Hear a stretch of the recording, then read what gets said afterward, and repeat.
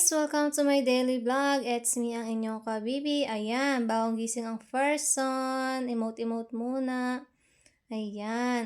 Pupunta na siya ng kusina. Maghahanda ng kanyang breakfast. Ayan, mag-iinit na ang person ng tubig dahil siya ay magkakape. Ay, hindi pala kape. Nakagatas ang person. Medyo nakakaluwag-luwag sa buhay. Ayan, yung leftover natin kagabi. So, ayan, mayroon tayong spaghetti and chicken, Jollibee. So, ayan, partner natin siya sa mainit na gatas. Ang person po dyan ay may sakit. That's why siya po ay nag-order na lang ng kanyang pagkain. Ayan, kain be, kain. Eat well, pakabusog ka dyan. Ayan pa, may iba pang view. Tako be, ang bilis mo naman kumain. Dahan-dahan lang, mukha kang hindi may sakit. Ayan. So guys, samahan niyo ako mag-breakfast. Yan po ang breakfast ng person. Spaghetti with chicken, Jollibee, and isang tasa ng gatas. Actually guys, ngayon lang ako nagiinom ng gatas. Hindi ako nagagatas before. So, now lang. Ayan.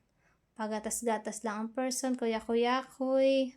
Yan lang guys ang buhay ko dito sa apartment. Pag bagong gising, prepare ng breakfast, kakain, and then gagawa ng gawaing bahay. Tulad niya nakikita nyo guys, so naghuhugas na ang person. Tapos mamaya maglilinis na yan.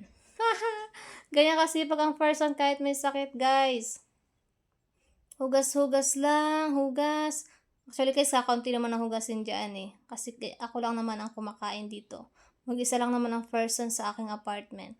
So ayan, punas-punas kasi nakikita ko na yung mga alikabok doon sa aking lababo.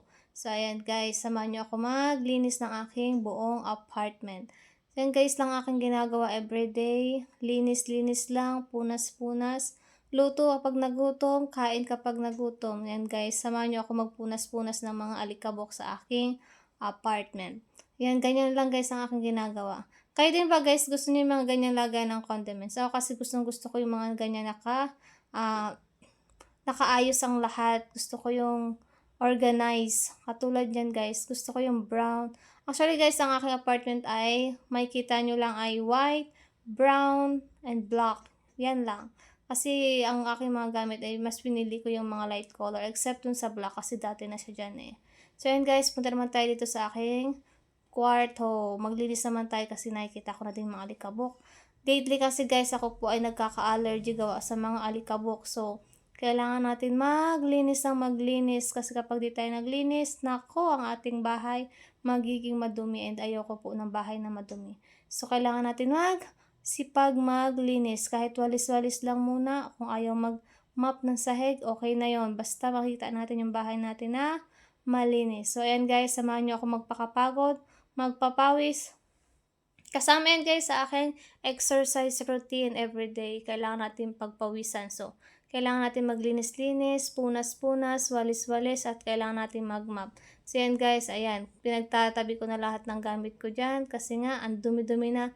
Nakikita ko na yung mga buhok-buhok ko dyan sa sahig. So, ayoko nang gayon. Ayan, dun pa sa may aking salamin. Actually, guys, yan yung pinaka-fave part ng aking apartment. Andyan lahat ng aking equipment for exercise. Actually, minsan dyan ako tumatambay, dyan ako nag-emote-emote sa may salamin. Wala lang, gusto ko lang. Kasi gusto ko minsan makita ko yung pagbumuka ko na, this person like that, diba? Maganda yung minsan na nakikita mo yung pagmumukha mo, nakikita mo kung gaano kakapangit. So yan guys, walis-walis lang tayo, wala tayong magawang iba kasi ang apartment naman natin ay hindi naman siya kalakihan, sakto lang sa akin. Ayan, actually guys, solo lang talaga ako dyan, ako lang lahat ng gumagawa. Wala akong kasama pagkain, so napaka-bored ng buhay ko dito. But it's okay, may peace of mind naman tayo kapag tayo mag-isa. So, mas pinili natin mag-isa sa apartment kaysa makisama tayo sa mga tao na maiingay. But gusto ko guys yung maingay, but you know, sometimes kapag tumatanda ka talaga, mas gusto mo na yung buhay na tahimik lang. So yan guys, punas-punas lang tayo dyan kasi nakikita ko na yung mga bakat ng kamay. Hindi magandang tingnan. So yan, after natin magpunas-punas, walis ulit. Walis-walis. Actually guys, ang ganda niyang mat na yan, yung basahan na yan. Ang ganda niyang tingnan. Ang ganda din niya kasi ang kapal niya.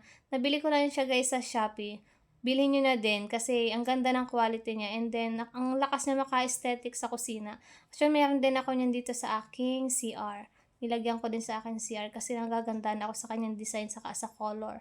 So ayan guys, nakita ko kasi yung fan, napakadumi na ang alikabok, Diyos ko. So ayan, simulan na natin siyang linisan. Kasi guys, 'di ba, everyday natin siyang ginagamit.